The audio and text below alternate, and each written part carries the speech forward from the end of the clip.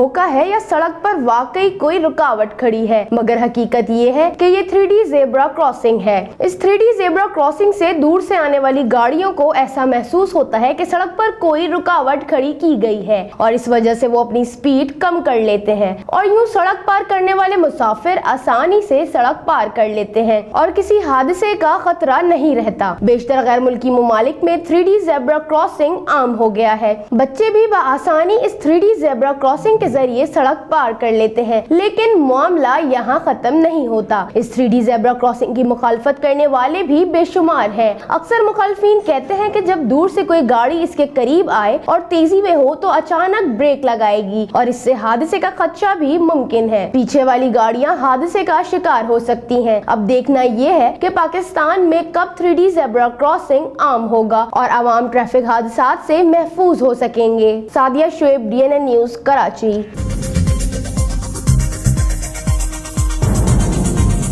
News से update रहने के लिए हमारे चैनल को सब्सक्राइब करें और बेल आइकन पर क्लिक करें।